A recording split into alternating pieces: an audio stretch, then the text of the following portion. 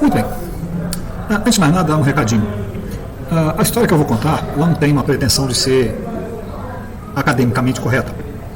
Aliás, a história, como eu já disse para vocês, é contada pelos vencedores. Então ela é contada do jeito que os vencedores acham que é melhor para eles. Então muita coisa a gente não consegue achar uma confirmação do que eu vou alegar aqui. E outras coisas estão francamente escondidas ou modificadas de forma a dar algum privilégio para quem conta a história, né? Mas isso não faz muita diferença. A história que eu vou contar tem o objetivo de construir um entendimento de um momento da humanidade que resultou no que a gente tem hoje de computador, de internet e tudo mais, né?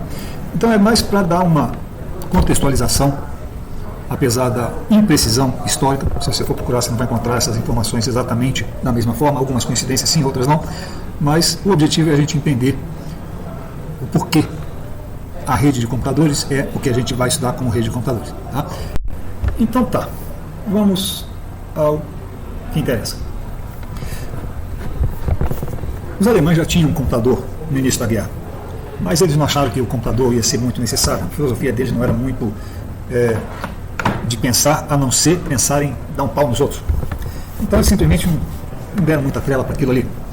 Mas os americanos, quando se viram forçados a entrar na guerra, logo eles perceberam que aquele projeto, aquela tarefa, era uma tarefa muito cara mesmo. Ia ter que transportar tropas, equipamentos e principalmente bombas, e jogar bombas em lugares que de repente eles nem faziam ideia do que era. Além do que, no final das contas, já se percebia que não ficaria bem jogar bombas em alvos civis, né? Isso não ficava bem para as forças aliadas. Então, eles começaram, entre vários desenvolvimentos de processamento de informação, eles começaram um projeto que era ter uma máquina que fosse capaz de calcular trajetória balística, que é simplesmente qual o caminho que uma bomba faz a partir de que ela é lançada até chegar no seu alvo. E a coisa não era só pela preciosidade técnica, era que cada bomba custava um bom dinheiro. E o efeito dessa bomba podia custar ainda um outro bom dinheiro, que seria se, por exemplo, ela caísse numa escola ou num hospital, em vez de cair num quartel, em vez de cair num depósito de munições. Então, isso tudo fez com que eles quisessem que as bombas fossem economizadas, ou que fossem mais econômicas, ou seja, produzir o máximo de destruição possível nas forças inimigas, com o menor custo possível também para os cofres das forças que estavam criando, fabricando e jogando aquelas bombas em cima dos seus inimigos. Pois bom, e qual era o quadro que a gente tinha?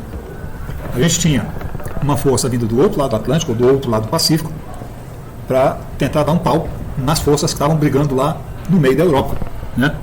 A Alemanha tinha crescido seu território alcançando o norte da África, chegou até a França, tentou chegar na Inglaterra, mas não conseguiu, por alguns motivos.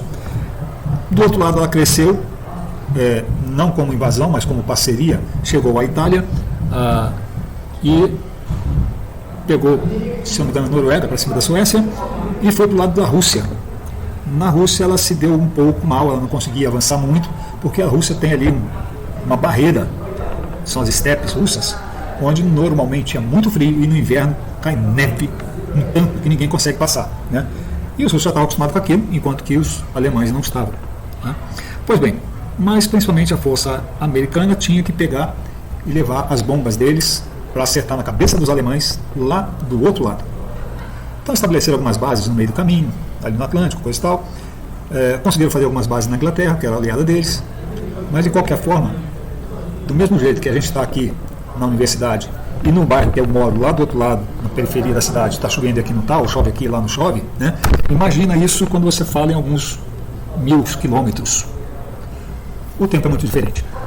E aí o avião que saía para bombardear alguma coisa, de repente não sabia que tempo que ia enfrentar, portanto não sabia de que altitude ia soltar a bomba, não sabia que defesa ia encontrar, tinha um monte de coisa que eles não sabiam. Então, o bombardeio era meio que guerra nas estrelas, que a força esteja com você, né?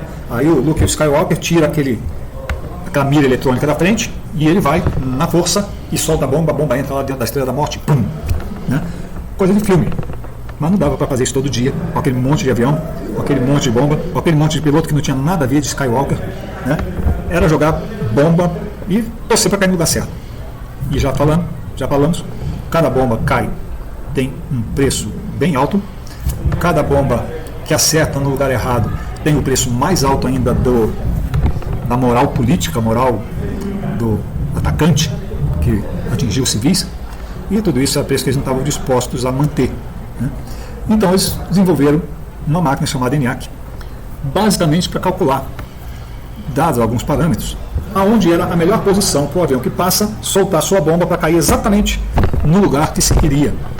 De repente um aeródromo para destruir os aviões inimigos, um pátio de tanques para destruir a artilharia, né? E por aí vai, depósito de munição. Às vezes nem atingir os quartéis era muito negócio, porque ia matar soldados, e isso aí podia caracterizar crime de guerra.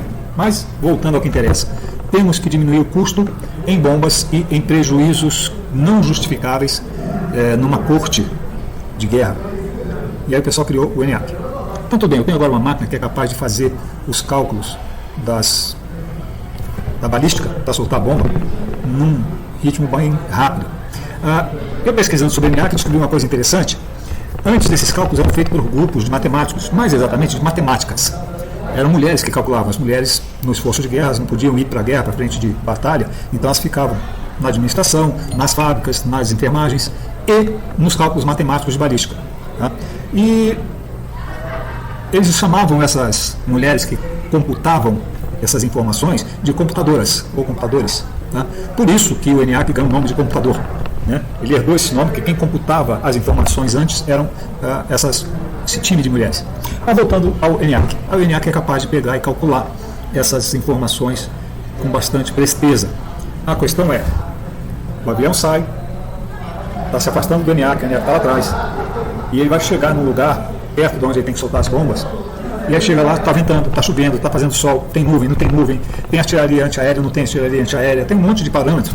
Aí eles têm que informar aquilo tudo para o quartel-general que está lá atrás, para o quartel-general fazer uma análise, fazer um cálculo e definir como que vai soltar as bombas para acertar os quartéis que eles querem acertar os depósitos que eles querem acertar as bases de tanques ou de aeronaves que eles querem acertar, as fábricas de armamento, fábricas de munição, tudo isso.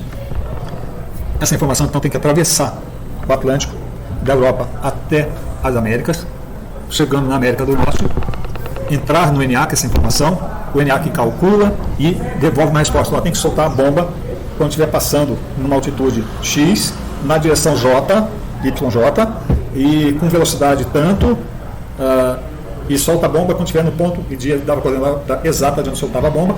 O avião está andando, né? Então a bomba quando cai, ela não cai reta, ela cai assim, né? Ela vai fazer uma curva, é a tal da balística que eles calculavam. Então tinha que mandar essa informação toda para lá, tá? Então essa era a necessidade que eles tinham na época, de pegar a informação na frente de batalha, lá no fronte da guerra, mandar a informação lá para o território norte-americano, onde estava o computador.